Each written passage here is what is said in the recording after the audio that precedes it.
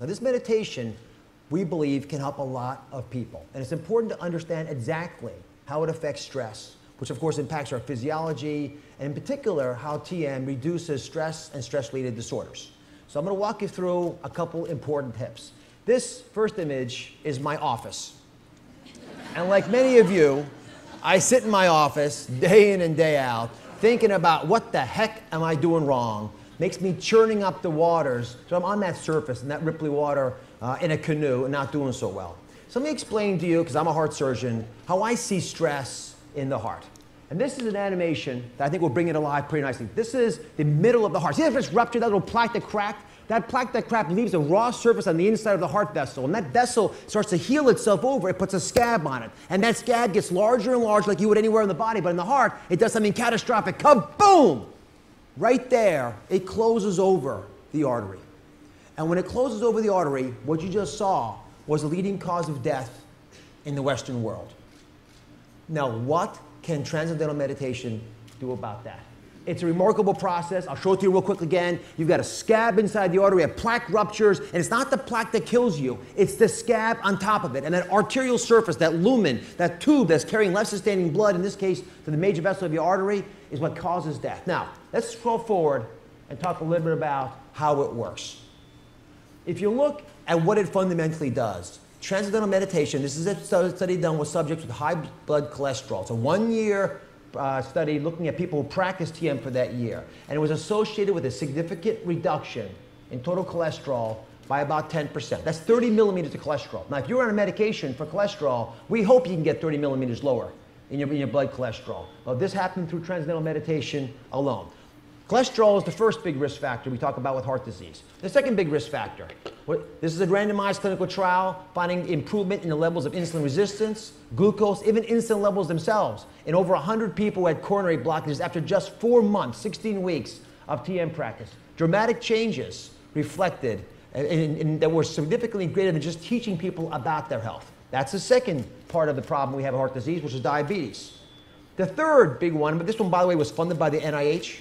So it's a reputable organization supporting this work. The next study looked at a randomized trial of hypertension sufferers, people with high blood pressure, showing that Transcendental Meditation produced significant reductions in systolic and diastolic, the high number and the low number of the blood pressure, of 11 and 6 millimeters respectively. Those are big numbers. We don't get that kind of result all the time with medications. Now, those three things, high cholesterol, high blood pressure, and high blood sugar, those three things drive heart disease. And this last image is probably, for me, the most important.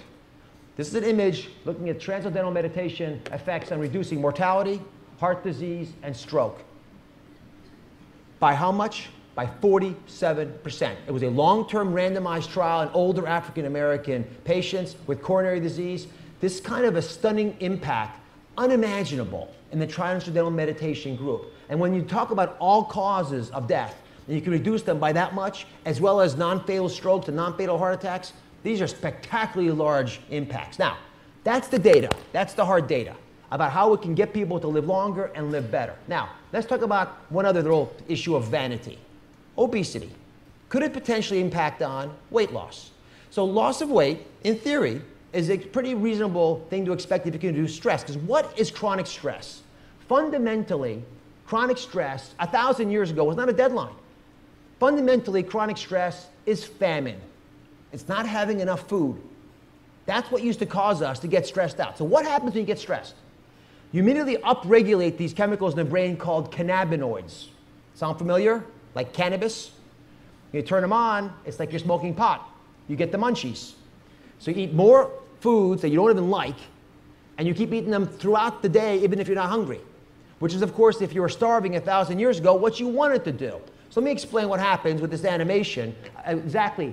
Now, this is an animation showing the liver at the top there, and the bile, the little material from the intestines going up to the liver. The liver, if it's poisoned with the wrong kind of food, leads to a fatty surface as you see here. And that fatty surface leads ultimately to this yellow pad called the omentum. See, it pulls ponderously large across your belly as you put on belly fat. When I look at belly fat, what I think is a stressed out person.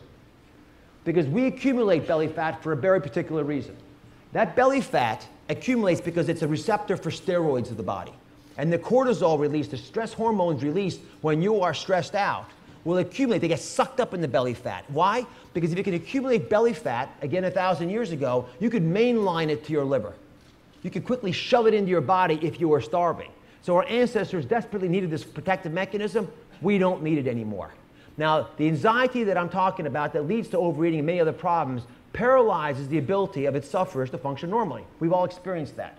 But I want to talk a little bit now about the symptoms of post-traumatic stress disorder, which are not just prevalent in the people who have fought in battle and come back from combat, but in young children growing up in our inner cities, in war-torn regions of the world. It's also exhibited in post-traumatic stress disorder type phenomenon with severe anxiety, depression, violent behavior, impulsive behavior, and we have to equip our youth with tools to cope with this. As we do have to equip the homeless, impoverished individuals living on reservations across this country, they need the tools to be able to cope with the traumatic stress of their lives. And this is where the good works of the David Lynch Foundation come in, because that's what they're focusing on. They're working with people who are most at risk for traumatic stress.